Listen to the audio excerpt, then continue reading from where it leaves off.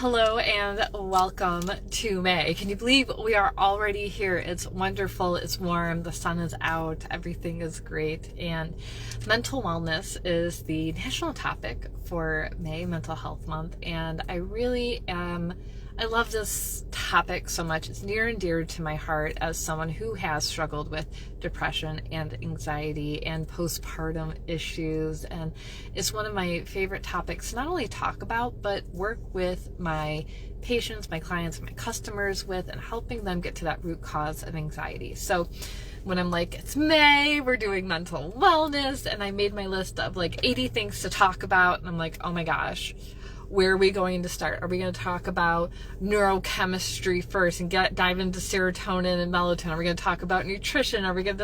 There's so many things that we can talk about when it comes to mental wellness, getting to root causes, understanding our emotions, our mind, our brain, our nervous system, the balance of all of it. And we're going to do all of that. I promise. I'm really excited about it. But I wanted to start with the topic of protecting your peace, because it's a random topic, and I think it's a great gentle starting place. Now, I'm a mom of 2 kids who I love desperately, of course, and if you're a parent, a guardian, you work with kids, you're around kids, maybe you work with adults who act like kids, right? Like, we don't have a lot of peace in our life, and one of those major things is like our phone is always going off, and there's always things to do, and everybody I talk to about their memory is like, oh my gosh, I can't remember anything, I have these millions and zillions of things to do, and we find that we get overwhelmed and overstimulated very easily. But I don't think that we've had the terminology or the tools to deal with what humans have been dealing with since really the modernization of society.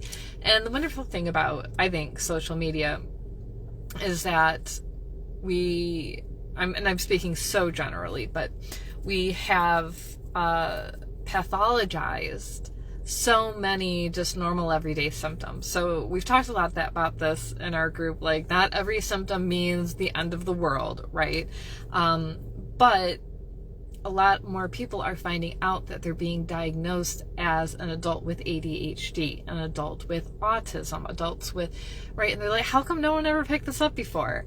And it's so important because, one, not only because we have a label that we get to work with, labels help us understand who we are in the world, how we interact with our environment and the people that we love and around who are around us, whether we love them or not, how we work, how we best function on a day-to-day process. So whether you have a label or not, whether you want to go looking for a label or not, I think the concept is so wonderful. And the other wonderful thing that is happening are the parents, and I say specifically women because that's mainly who I see, who are just being so authentic and vulnerable with their experiences, especially for parents and families without a tribe. Maybe you don't have involved family.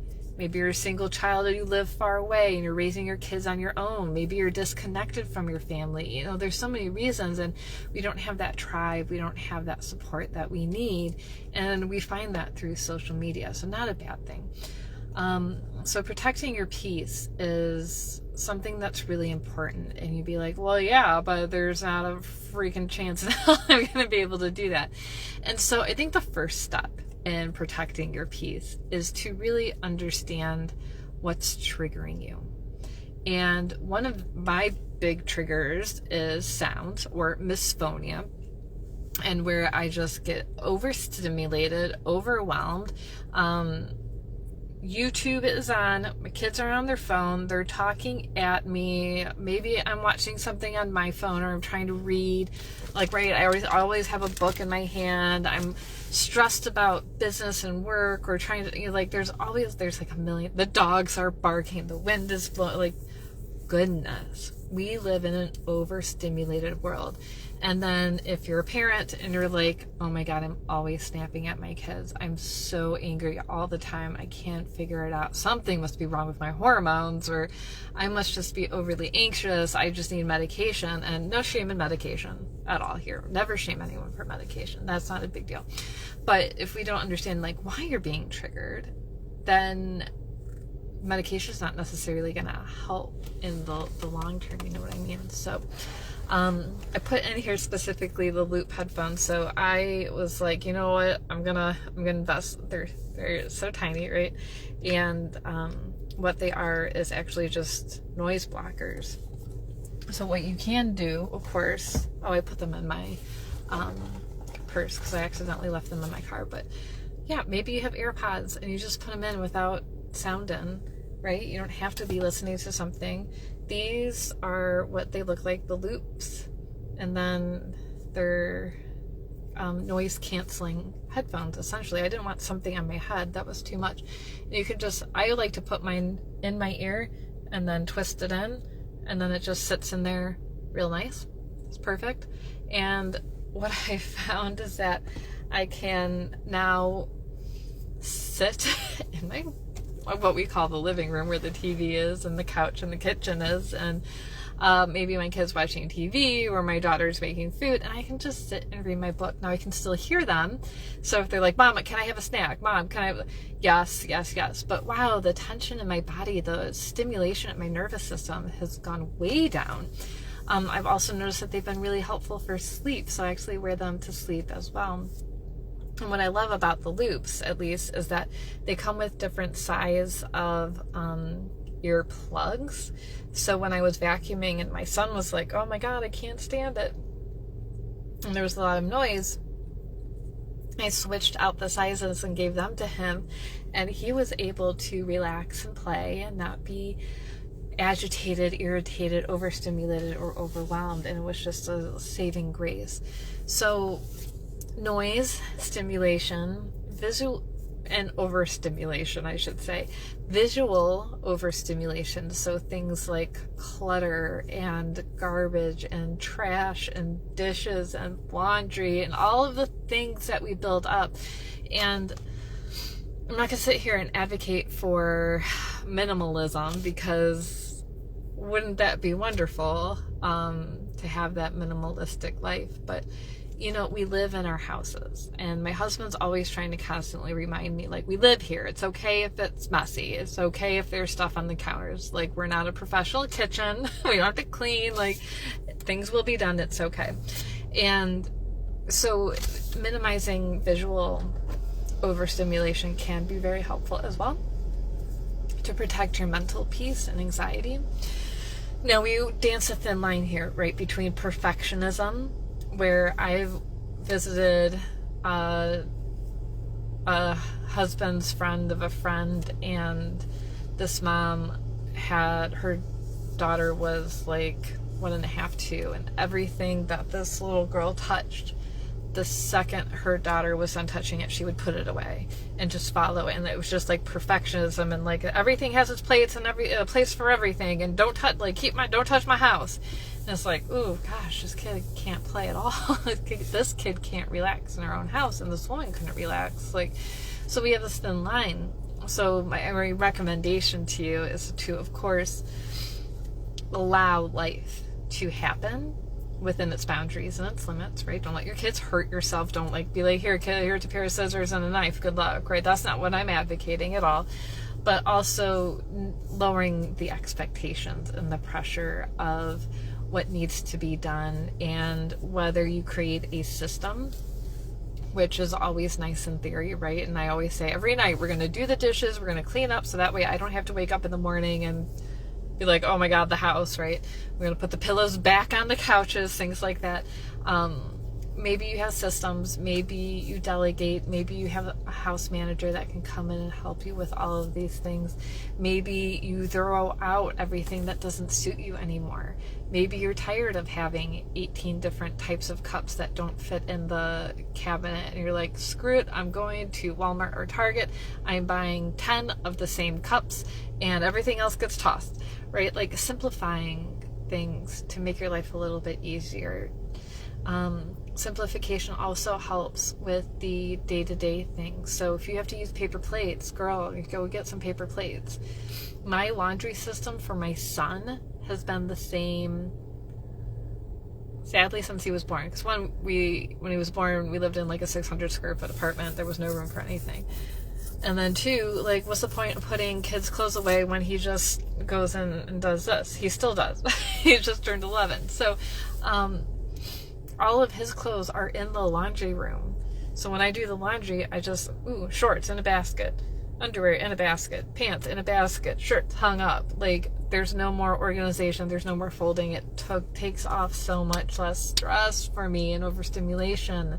And for him as well, he can just walk in the laundry room, dirty clothes go in the washing machine, and clean clothes go on. Like, it makes everything so much easier. So tools that make your life easier, whether it is minimalism, whether it's lazy hacks, whether it's it doesn't matter. It doesn't matter. Whatever makes life easier for you to reduce that overstimulation. The last thing I'll touch on for protecting your peace is in our world where we're overscheduled and there's so much to remember and so many things to have to think about and do not be ashamed, embarrassed, overwhelmed if you have to ask for help or I don't have it. You know me, anytime I do a live, I have like a list of notes. I have like 5 journals, way too many. They all have lists in them. I have my online calendar and I match it up with my written calendar.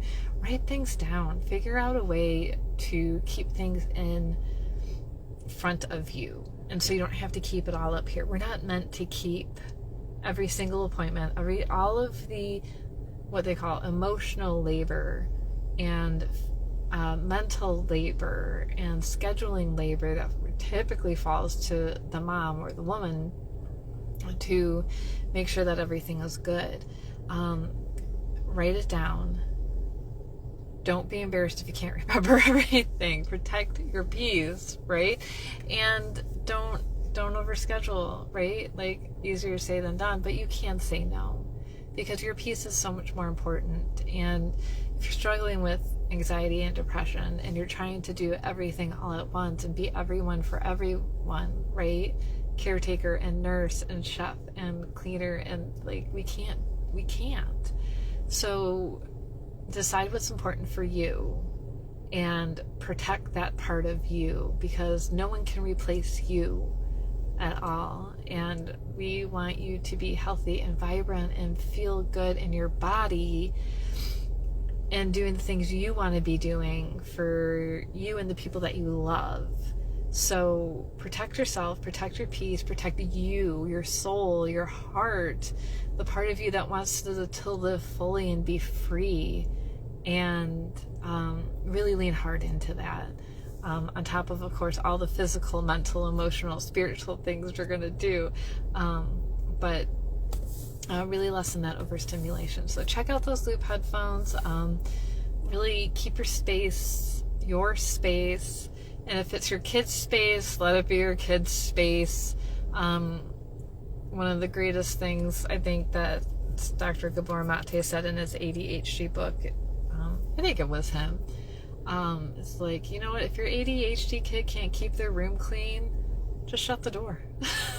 Like, and then when my daughter's room, and I was like, I'm gonna shut the door, and you know what, love ya, dinner's ready. Like, we don't have to fight. You don't have to fight. We'll be okay. We can teach organization. And when I have the energy and the time to help her create her systems, I do that. And we do that for our son as well. And a lot of that looks like making lists and going, all right, first thing, bring your dishes down. Got it. Cool. All right, next thing, bring your laundry down. Let's start running that through. Like, plan, strategize, do what's best for you to help your family and you succeed. All right. Awesome. If you have topics that you would like me to cover, I would so appreciate you commenting. Let me know any questions, thoughts, concerns, so that way we can get you the information to empower you to live your best life. All right. Thanks for tuning in, and we'll see you next time.